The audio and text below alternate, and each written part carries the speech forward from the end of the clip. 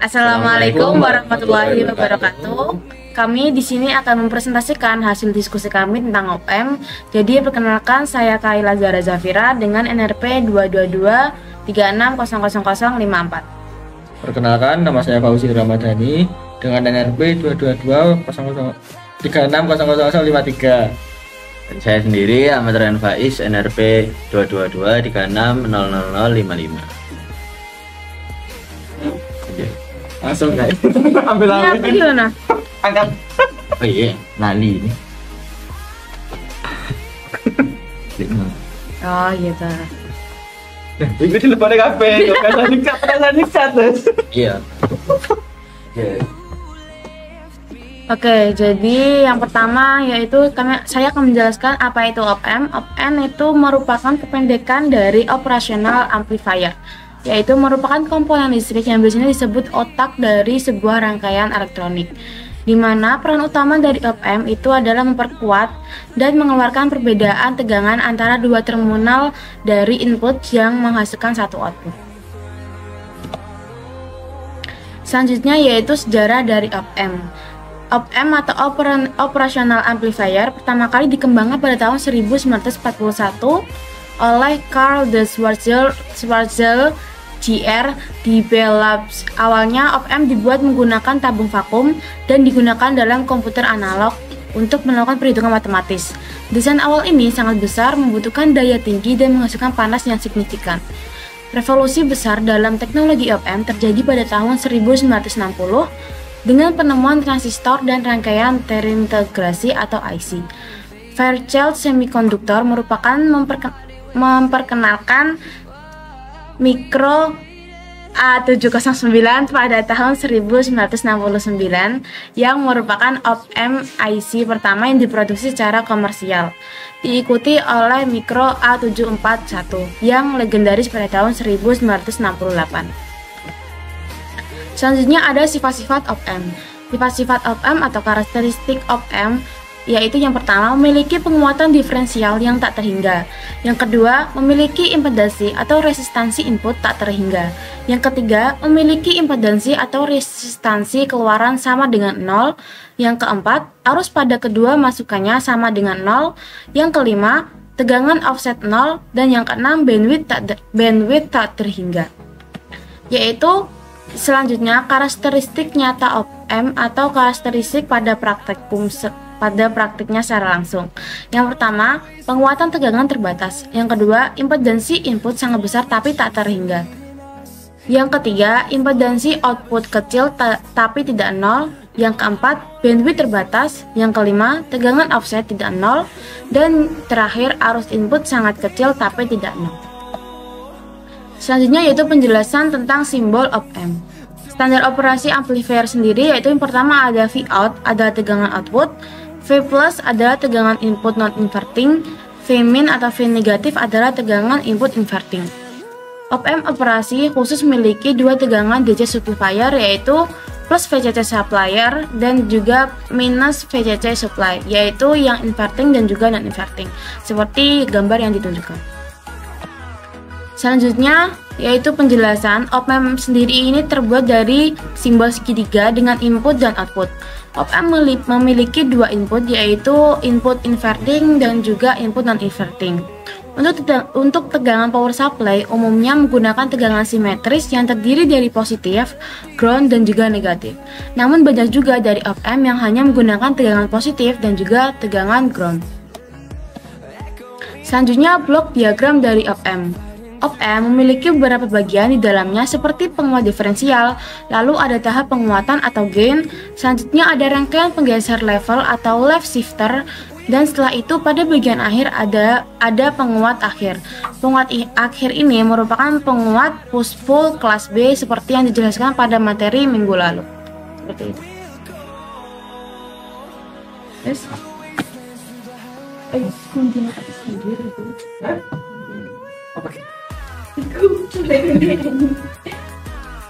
Lah, Kau mau lanjut ya? Bar ya teman-teman.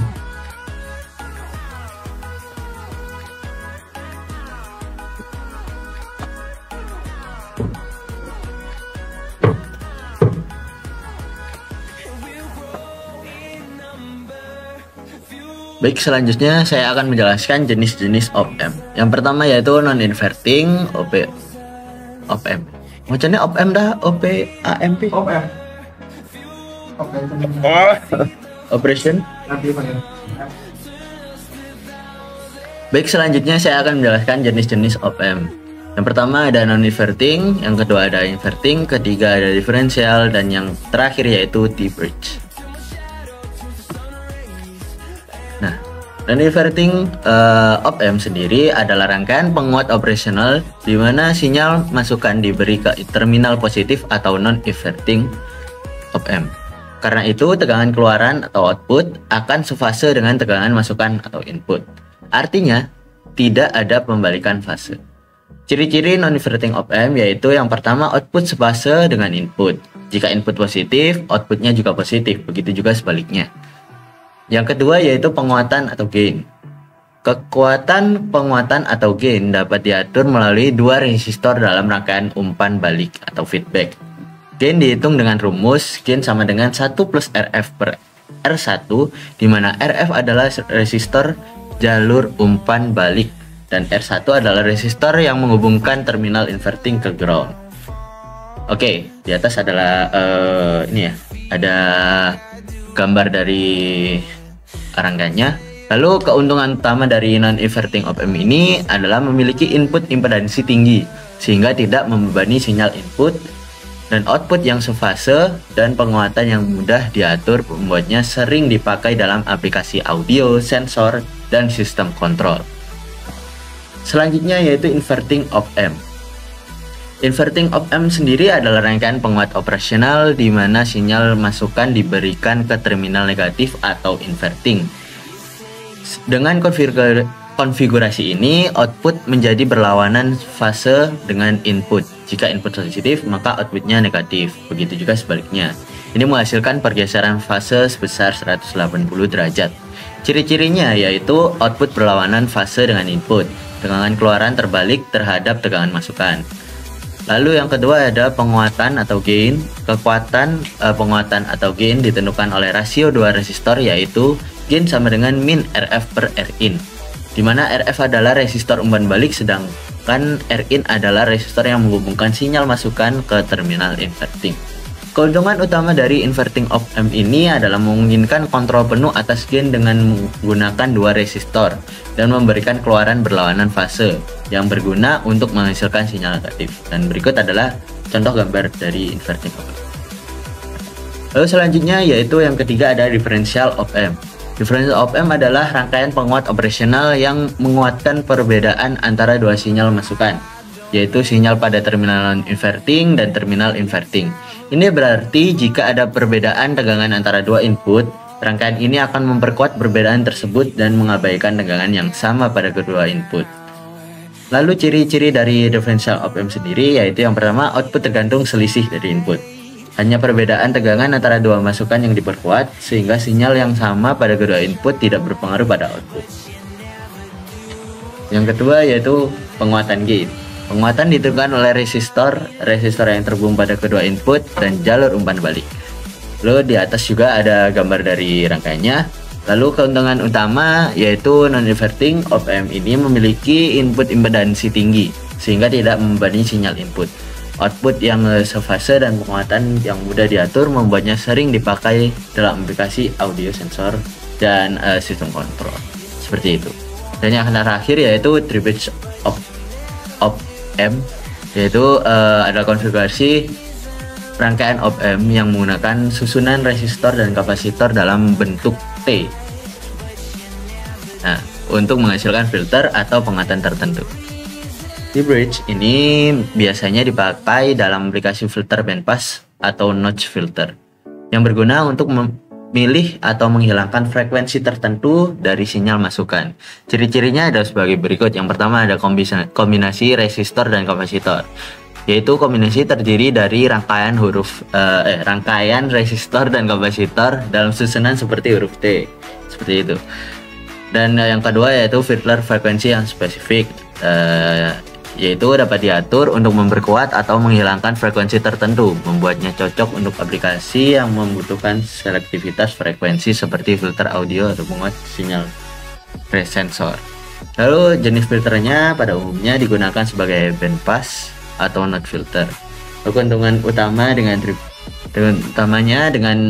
di bridge op amp ini kita bisa mengatur agar rangkaian hanya fokus pada frekuensi tertentu, membuatnya sangat berguna untuk proses sinyal dalam aplikasi audio, komunikasi, dan pengukuran.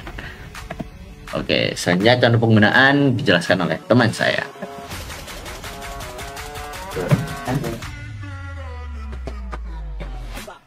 Selanjutnya untuk penggunaannya sendiri berikut beberapa contohnya. Yang pertama, contoh untuk penggunaan inverter op amp. Salah satu contoh dari penggunaan inverter op amp ialah penguat sinyal radio, di mana dalam berbagai perangkat audio seperti amplifier, mixer atau preamplifier, inverting op amp digunakan untuk memperkuat sinyal audio yang lemah dari mikrofon, pickup gitar ataupun sumber audio lainnya. Dalam penggunaannya, sinyal audio lemah akan diperkuat agar dapat didengar melalui speaker atau headphone. Inverter op amp juga dapat digunakan untuk menyesuaikan tingkat volume suara. Selanjutnya contoh untuk penggunaan non-inverting op amp. Contoh pengaplikasinya ialah penguat sinyal mikrofon, di mana penguat ini bekerja untuk mengambil sinyal audio yang lemah dari mikrofon, kemudian diperkuat oleh op amp sebelumnya sehingga cukup kuat untuk diproses lebih lanjut oleh perangkat seperti amplifier atau recorder. Dalam penggunaannya, penguat sinyal mikrofon ini cenderung akan membuat sinyal suara menjadi lebih jernih dan bebas dari noise. Selanjutnya, contoh dari penggunaan differential op amp. Contoh pengaplikasiannya ialah filter notch. Filter ini bekerja dengan cara mengkombinasikan op amp diferensial dengan komponen pasif seperti resistor maupun kapasitor. Filter ini berfungsi untuk menghilangkan frekuensi tertentu dari sinyal. Dalam penggunaannya, filter notch biasanya digunakan untuk menghilangkan noise pada sinyal seperti interferensi dari perangkat elektronik lainnya. Dan yang terakhir yaitu contoh dari penggunaan T-bridge feedback op amp. Contoh pengaplikasiannya ialah equalizer. T-bridge pada equalizer digunakan untuk menciptakan filter. Filter ini digunakan untuk penyaringan atau pemisahan frekuensi tertentu. T-bridge pada equalizer berguna untuk memperbaiki kualitas suara yang kurang bagus, serta dapat digunakan untuk kustomisasi suara. Sekian dari kelompok kami, kurang lebihnya kami mohon maaf. Terima kasih.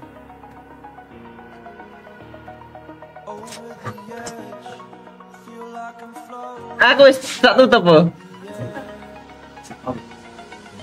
Di bareng-bareng aja. Nah, juga. Kita nih nih. Dulu. Nah. Ya sama balik nak. Sang. Nah. Oke. Terus gigit cek naan. Oke. Cukup sekian dari kelompok kami. ngomong. Aku salam saya gini ya. Yes. Cukup sekian dari presentasi dari hasil diskusi kami. Mohon maaf apabila ada salah kata.